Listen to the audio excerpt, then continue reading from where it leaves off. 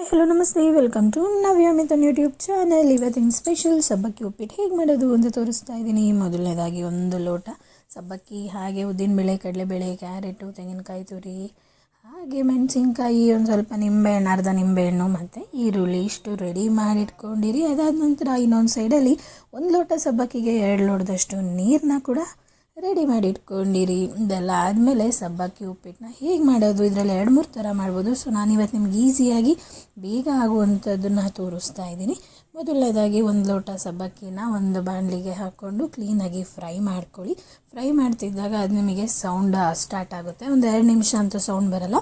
ನಂತರ ಅದು ಸ್ವಲ್ಪ ದಪ್ಪಾಗಿ ಅರಳಿಬಿಟ್ಟು ಪಟ್ ಪಟ್ ಅಂತ ಶಬ್ದ ಸ್ಟಾರ್ಟ್ ಆಗುತ್ತೆ. ಶಬ್ದ ಸ್ಟಾರ್ಟ್ ಆಗಿದ ತಕ್ಷಣ ನೀವು ಆಗಿದೆ ಅಂತ ಅಂದ್ಕೊಂಡು ಆಫ್ ಮಾಡಬೇಕಾಗುತ್ತೆ. ಸೊ ಈ ಥರ ಫ್ರೈ ಮಾಡಿದ್ಮೇಲೆ ನೋಡ್ತಾ ಇದ್ದೀರಾ ಅಲ್ವಾ, ಕಲರು ಒಂದು ಸ್ವಲ್ಪ ಚೇಂಜ್ ಆಗುತ್ತೆ. ಪೂರ್ತಿ ಚೇಂಜ್ ಮಾಡ್ಕೋಬೇಡಿ, ಸ್ವಲ್ಪ ಲೈಟಾಗಿ ಹಾಗೆ ಅದು ನೋಡ್ತಾ ಇದ್ದೀರಾ ಎಷ್ಟು ದಪ್ಪ ದಪ್ಪ ಅರಳಿದೆ ಅಂತ. ಇದೆಲ್ಲ ಆದಮೇಲೆ ಇದನ್ನು ಒಂದು ಸೈಡ್ಗೆ ತೆಗೆದೆತ್ತಿಟ್ಕೊಳ್ಳಿ. ಅದಾದ ನಂತರ ಅದೇ ಬಾಣಲಿಗೆ ಎಣ್ಣೆ ಹಾಕ್ಕೊಳ್ಳಿ.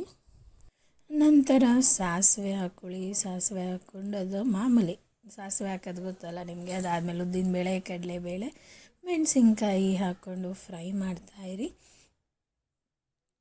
ಫ್ರೈ ಆದಮೇಲೆ ಅದಕ್ಕೆ ಸ್ವಲ್ಪ ಈರುಳ್ಳಿ ಆ್ಯಡ್ ಮಾಡಿ ಅದು ಮಗ್ಗಿಸ್ಕೊಳ್ಳಿ. ನಿಮ್ಗೆ ಅಕಸ್ಮಾತ್ ಈರುಳ್ಳಿ ಬೇಗ ಫ್ರೈ ಆಗಬೇಕು, ಇನ್ನೂ ಅರ್ಜೆಂಟ್ ಇದೆ ಅಂದಾಗ ಸ್ವಲ್ಪ ಉಪ್ಪು ಹಾಕಿದ್ರೆ ಬೇಗ ಆಗುತ್ತೆ. ಅದಾದಮೇಲೆ ಕ್ಯಾರೆಟ್ನ ಕೂಡ ಆ್ಯಡ್ ಮಾಡಿ. ಕ್ಯಾರೆಟ್ ಎಲ್ಲ ಆದಮೇಲೆ ಕ್ಲೀನಾಗಿ ಫ್ರೈ ಆದಮೇಲೆ ನೋಡ್ತಾ ಇದ್ದೀರಾ ಈ ಥರ ಆಗುತ್ತೆ. ಇದಾದ ನಂತರ ನಾವೇನು ಮಾಡ್ತೀವಿ, 2 ಲೋಟ ನಾವು ನೀರೇನು ಆವಾಗಲೇ ಸ್ಟಾರ್ಟಿಂಗ್ ತೆಗೆದಿಟ್ಕೊಂಡಿರ್ತೀವಿ ಅಲ್ವಾ, ಆ 2 ಲೋಟ ನೀರಾದಮೇಲೆ ಉಪ್ಪು ರುಚಿಗೆ ತಕ್ಕಷ್ಟು ಉಪ್ಪು, ಆಮೇಲೆ ಜಾಸ್ತಿ ಹಾಕ್ಕೋಬೇಡಿ. ನಾನಿಲ್ಲಿ ಕಲ್ಲುಪ್ಪು ಯೂಸ್ ಮಾಡಿದ್ದೆ. ಅದಾದಮೇಲೆ ನಿಂಬೆಹಣ್ಣಿನ ರಸ, ಸ್ವಲ್ಪ ಅರ್ಧ ನಿಂಬೆಹಣ್ಣಿನ ರಸ ಹಾಕಿದ್ದೀನಿ. ಇದೆಲ್ಲ ಆದಮೇಲೆ ಅದು ಕುದಿಯೋಕ್ಕೆ ಬಿಟ್ಟು ಆದಮೇಲೆ ಕ್ಲೀನಾಗಿ ಸ್ಟಿರ್ ಮಾಡ್ತಾಯಿರಿ. ಸೊ ಅದಾದಮೇಲೆ ಉಪ್ಪಿಟ್ಟಿನ ರವೆ ಹೇಗೆ ಹಾಕ್ತೀವೋ ಅದೇ ರೀತಿ ನಾವು ಫ್ರೈ ಮಾಡಿ ಇಟ್ಕೊಂಡಿರೋ ಸಬ್ಬಕ್ಕಿನ ಹಾಕಿ ತಿರುಗಿಸ್ತಾ ಇರಿ. ಆವಾಗ ಅದು ಗಂಟಾಗಬಾರ್ದು, ಇಲ್ಲ ಅಂದರೆ ಗಂಟಾಗ್ಬಿಟ್ರೆ ದಪ್ಪ ದಪ್ಪ ಕೂರುತ್ತೆ. ನೀವು ಕ್ಲೀನಾಗಿ ಸ್ಟಿರ್ ಮಾಡ್ತಾ ಹಾಕ್ತಾ ಹೋದಾಗ ಅದು ಕ್ಲೀನಾಗಿ ಮಿಕ್ಸ್ ಆಗುತ್ತೆ. ಸೊ ಈ ಥರ ಮಿಕ್ಸ್ ಆದಮೇಲೆ ಅದು ಸ್ವಲ್ಪ ಕುದಿಯೋಕ್ಕೆ ಬಿಡಿ. ಅದು ಕುದ್ಮೇಲೆ ಅದೊಂದು ಸ್ವಲ್ಪ ಡ್ರೈ ಆಗುತ್ತೆ.